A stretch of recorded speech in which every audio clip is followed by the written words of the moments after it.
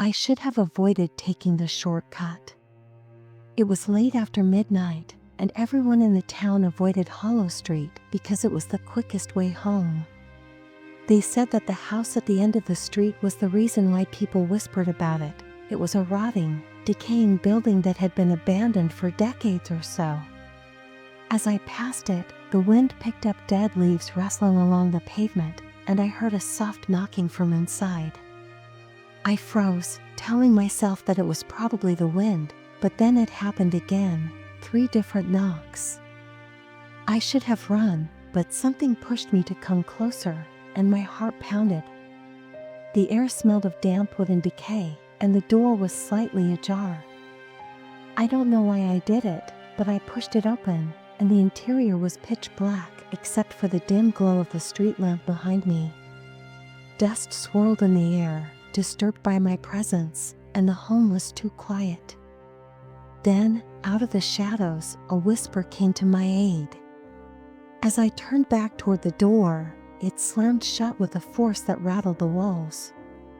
I tried to leave, but as I fumbled for my phone, it screamed the only light in the oppressive darkness, and then something moved in the corner of my vision, a shadow, no, a figure, that stood in the hallway just beyond my light's reach.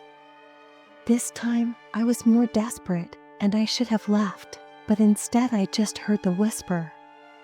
Too tall, its lens too thin, and its eyes, I don't know how to describe them, empty, yeah, full of something I couldn't understand. I ran. I don't remember how I got out, only that I did. The next thing I knew, I was on the sidewalk gasping for breath, the house behind me completely silent once more, the door still slightly open as if nothing had happened. I never took that shortcut again. But sometimes late at night I still hear the knocking. I tried to convince myself it was my imagination, a trick of the dark, a dream I had mistaken for reality. But deep down I knew the truth. Something had been in that house, and it had seen me for weeks. I avoided Hollow Street. Even thinking about it made my skin crawl. But then the knocking started again, not from the house, from my house. The first time it was past midnight. I was in bed half asleep when I heard it. 3 slow, deliberate knocks. It came from downstairs. I sat up, my heart hammering. Maybe I imagined it. Maybe it was just the wind. Then again 3 knocks.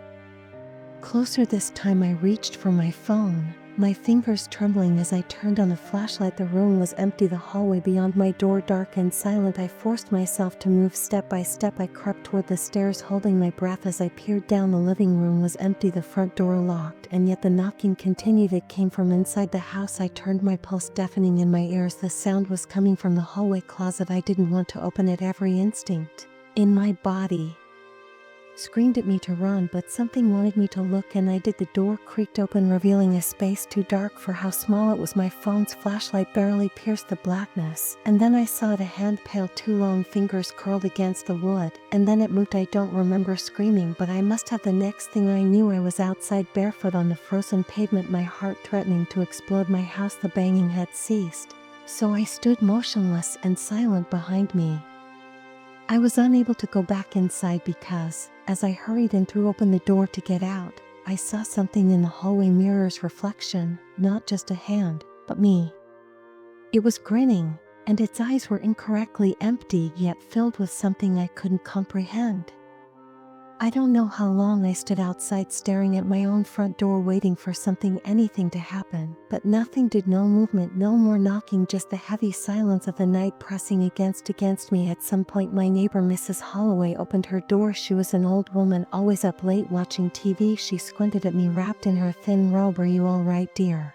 I wanted to tell her everything, to beg her to help me, but what could I say? That I saw myself in the closet, that my reflection had smiled at me. Instead I forced a shaky nod. "Yeah, just locked myself out." She gave me a look that said she didn't quite believe me but didn't want to pry. "Want me to call someone?" "No," I said too quickly. "I'll figure it out." She hesitated, then nodded and shuffled back inside. I was alone again. I had 2 choices: leave everything behind or go back inside.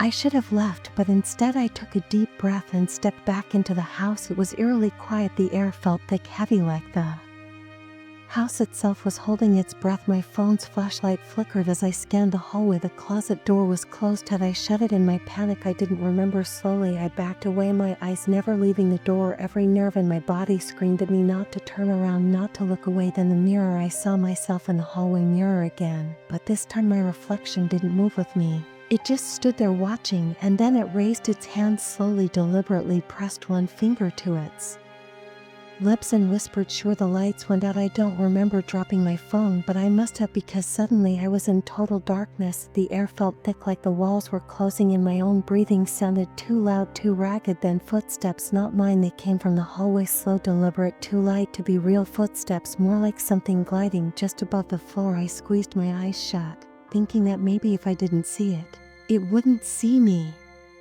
Then, the whisper got closer this time.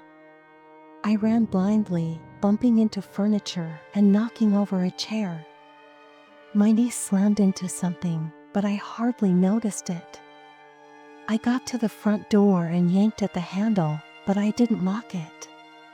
My hands fumbled and shook too much to work the lock behind me, and then the voice behind my ear stopped the silence. I don't remember screaming, but I must have finally managed to get my fingers to work the lock, and I staggered outside, almost falling down the steps. The cold air hit me like a slap, and the house behind me was silent. Through the front window, the lights continued to flicker back on. Something I didn't recognize was standing in the hallway just past the mirror, grinning and bending its head in a way that seemed almost inquisitive and delighted. It then lifted a hand and waved, and I never turned around. I moved out the following day, leaving behind everything, clothes, furniture, everything, because I just needed to be gone. However, occasionally late at night, as I pass a mirror, I swear I see something in the reflection that is not moving with me while I watch and wait. I tried to move on, telling myself that whatever had happened in that house was behind me, and for a while it worked. However, last night, as I was getting ready for bed, I noticed something in the bathroom mirror. I turned quickly, heart hammering, but nothing but my own reflection staring back. I exhaled, shaking my head, and grasped for the light switch, but my reflection blinked, so I froze. My chest constricted, and my reflection remained motionless, its face unreadable, until it did the unthinkable and grinned at me.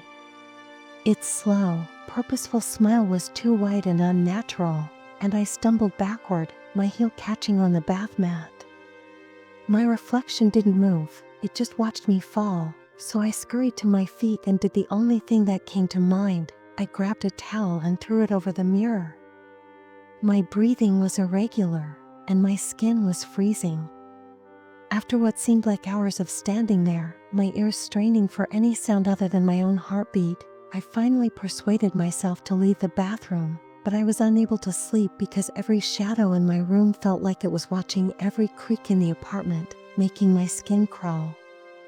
Eventually, exhaustion won out and my body shut down, dragging me into an uncomfortable sleep, but I woke up to 3 slow, deliberate knocks came from inside the bathroom. I haven't moved because the towel is still over the mirror, but I can feel that something is waiting, and eventually I know it's going to seep through.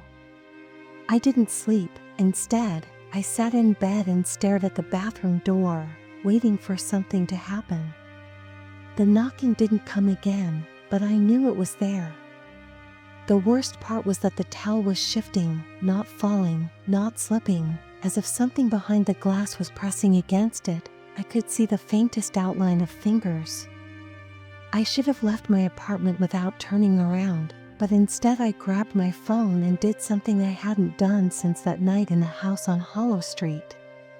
When I looked at the photo, the towel was gone and I was in the mirror, but it wasn't me. Instead, it was standing too close, pressed against the glass, its eyes hollow, its mouth slightly open as if whispering something I couldn't hear, and its hands flat against the inside of the mirror as if it was trying to get out. The flash went off, lighting the bathroom for a brief moment too quickly for me to see anything with my own eyes. I can't recall how long I sat there staring at the screen because I was too scared to look at the mirror. Then my phone buzzed, alerting me to a message from an unknown number. There were only 2 words, so I didn't turn around, but I could feel the breath against the back of my neck. I wanted to scream and run to do something, but my body wouldn't move. My pulse beat in my ears, drowning out everything else, and I could feel something invisible but definitely there hanging just inches from me as the air behind me became thicker and colder. The phone fell out of my shaking hands. The screen briefly flickered before going dark and silent, and then a whisper that wasn't uttered out loud but was audible inside my skull gave me a stinging. It wasn't simply words that caused the hurt. There was something more bearing down on my mind and tearing at the borders of my thinking. "You brought me here," and I tightened my jaw to suppress the need to scream. The room smelled bad, now damp like rotting wood, like that house on Hollow Street. I swallowed hard and made myself move just enough to shift my weight. I squeezed my eyes shut, but no, you didn't let me see you. My body began to shake, and the air around me crackled like static, like I was standing too close to an old TV screen. I could run if I reached the door, but as soon as I felt the slightest touch of fingers on my hair, not quite there, but solid, I ran. I didn't turn around, and my feet hardly touched the ground as I smashed through my apartment, yanking the front door open until it almost fell off its hinges. There was an unusual, oppressive quiet in the hallway outside, devoid of any sounds from the city or the distant hum of a neighbor's TV. I staggered ahead, my breath coming in harsh gasps, and I needed to get out, but then I heard a knock from the mirror at the end of the hall, not from the apartment ahead, and I stopped so quickly that I almost collapsed, my heart slamming against my ribs. I didn't want to see, but I had to look. I was standing in the glass when my breath caught in my throat because the mirror was old and long enough to show my entire body.